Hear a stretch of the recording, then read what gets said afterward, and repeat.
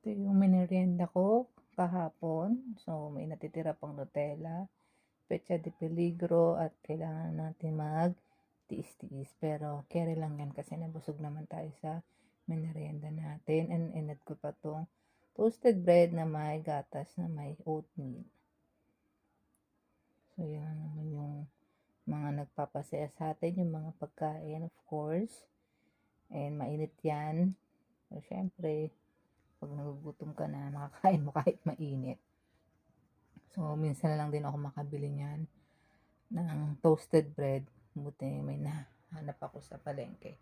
And mga 4 p.m. dumating na si dad niyan.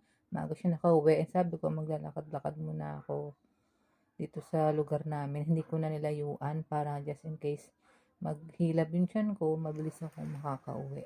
So, after kong makauwi, squat pa ako sa bahay. Nag-akyat baba ako sa hagdan. Siguro mga 10 times. Kaya pawis na pawis ako niyan. Squat ko yata na umabot ng 20 times.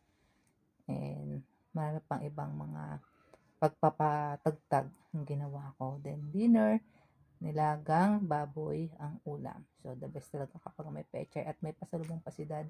Natira niya sa work na pagkain, food pack. So kinabukasan, may check up ako dahil 38 weeks na ang pinabubuntis natin. So, yan.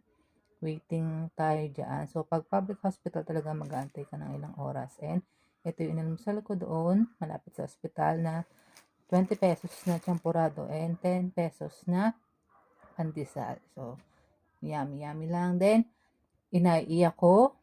2 cm na daw. May bleeding. And, sobrang sakit nung hilab.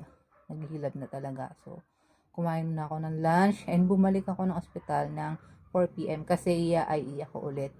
And ino-observe ko magtutuloy-tuloy yung hilab. Baka kasi manganganak na ako. And expect ko rin talaga na mag 4 cm ako pero hindi. So yan, traffic ngayon dyan sa may C3 Road. Ang dami kasing truck. Start yan siguro mga 12. Ewan ko baka mas maaga pa. 12 ng tanghali.